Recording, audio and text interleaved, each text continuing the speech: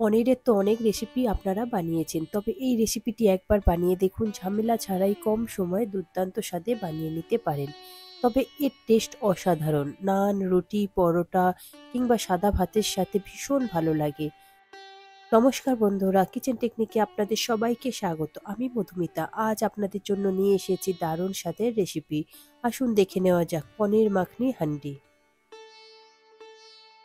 নিয়েছি 250 গ্রাম পনির। পনিরটাকে আমি স্কোয়ার শেপে কেটে নেব, তবে আপনারা যে কোনো শেপ দিতে পারেন।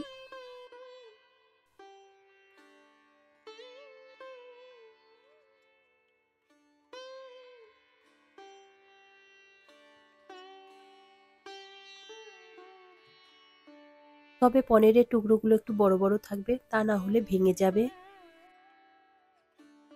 নিয়েছি একটা মিডিয়াম সাইজের পেঁয়াজ।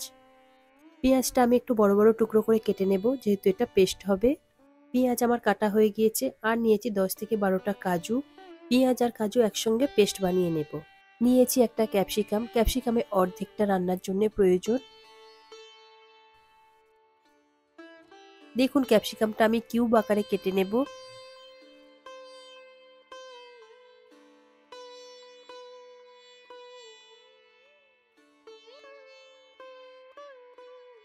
দেখুন ক্যাপসিকাম আমার কাটা হয়ে গিয়েছে। এরপর নিয়েছি মিডিয়াম সাইজের একটা টমেটো। টমেটোটা আমি কিউব আকারে কেটে নেব। দেখুন একটু বড় বড় করে কাটতে হবে। টমেটো আমার কাটা হয়ে গিয়েছে। এরপর একটা ফ্রাই প্যান নিয়েছি, আর সেই স্পেশাল মশলাটা আমি বানিয়ে নেব। হাফ চা চামচ গোটা জিরে, হাফ চা চামচ গোটা ধনে, হাফ চা চামচ গোটা গোলমরিচ, নিয়েছি দুটো ছোট এলাচ, আর নিয়েছি দুটো শুকনো লঙ্কা। এবার এগুলোকে আমি ফ্রাই প্যানের মধ্যে একটু ড্রাই রোস্ট করতে থাকবো। এই সময় গ্যাসের ফ্লেমটা কিন্তু একদম লোতে থাকবে। ভাজা মশলা থেকে যখন সুন্দর একটা ফ্লেভার বেরোবে, ঠিক সেই সময় গ্যাসটাকে বন্ধ করে দেবেন।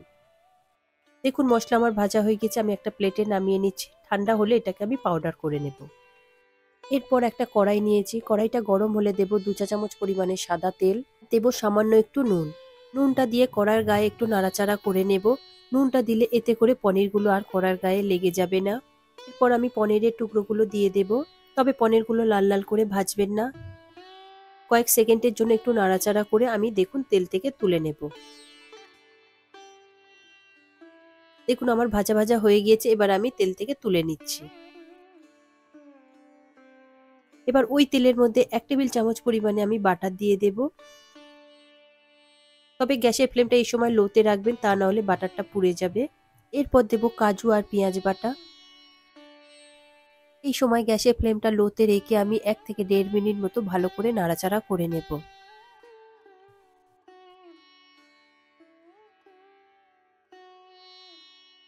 দেখুন পেঁয়াজটা আমার খুব ভালো করে ভাজা হয়ে গিয়েছে। এরপরে দিয়ে দেব 1 চা চামচ পরিমাণে আদা বাটা, 1 চা চামচ পরিমাণে রসুন বাটা। আদা রসুনের কাঁচা গন্ধ চলে যাওয়া পর্যন্ত খুব ভালো করে কষিয়ে নিতে হবে।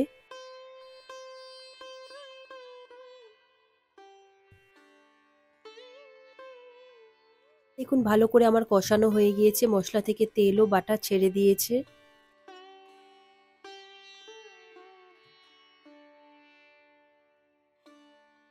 ঠিক এই সময় দিয়ে দেব হাফ চা চামচ পরিমাণে গোলমরিচ গুঁড়ো। দেব স্বাদ মতো নুন। লো ফ্লেমে খুব ভালো করে মিশিয়ে নিতে হবে। এরপর দেব 1 চা চামচ পরিমাণে হোমমেড মশলা। মশলা দিয়ে খুব ভালো করে একটু মিশিয়ে নেব। মশলা আমার মিশানো হয়ে গিয়েছে। এরপরে দিয়ে দেব ফেটিয়ে রাখা 100 গ্রাম টক দই। এই সময় গ্যাসের ফ্লেমটা লোতে রাখবে, তা না হলে টক দইটা কিন্তু কেটে যাবে। নর্মাল টেম্পারেচারে থাকা টক দই দেবেন। টক দইটা দেবার আগে খুব ভালো করে ফেটিয়ে নিতে হবে, তা না হলে টক দইটা কিন্তু দলা পাকিয়ে যাবে। এরপর খুব ভালো করে আমি মিশিয়ে নেব।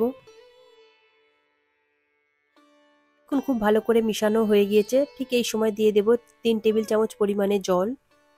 জলটা দিয়ে আবারও একটু ভালো করে মিশিয়ে নেব।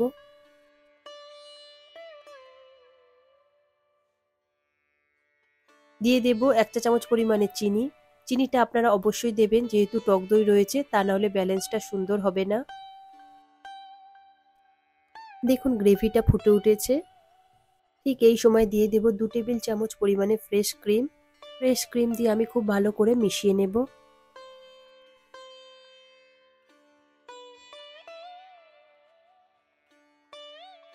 তবে গ্রেভিটা কিন্তু খুব বেশি পাতলা হবে না, ঠিক এই রকমই হবে।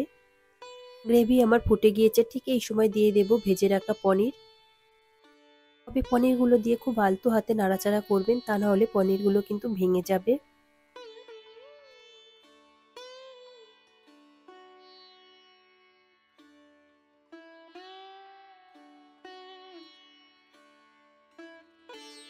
মিশানো আমার হয়ে গিয়েছে। এরপরে 1.5 থেকে 2 মিনিট মতো আমি লো ফ্লেমে এটাকে ফুটতে দেব।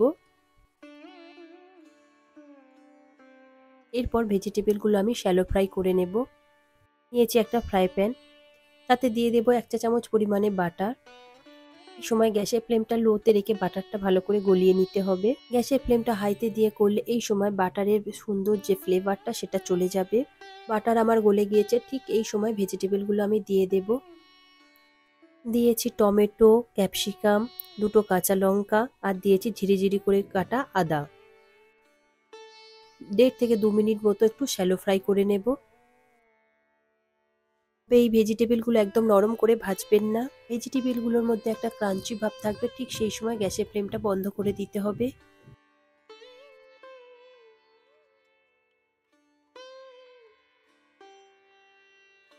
দেখুন ভেজিটেবলগুলো আমার ভাজা হয়ে গিয়েছে। এরপরে এটা আমি ডিরেক্ট নিয়ে পনিরের মধ্যে দিয়ে দেব।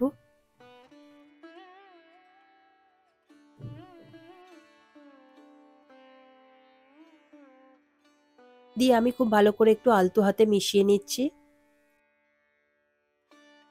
এটা দেওয়ার পরে লো ফ্লেমে 1 থেকে 1.5 মিনিট মতো খুব ভালো করে ফুটিয়ে নেব। বেশিক্ষণ ফোটাবেন না। দেখুন গ্রেভিটা আমার খুব সুন্দরভাবে রেডি হয়ে গিয়েছে। এরপরে দিয়ে দেব ধনেপাতা কুচি। ধনেপাতা দিয়ে খুব ভালো করে একটু মিশিয়ে নেব।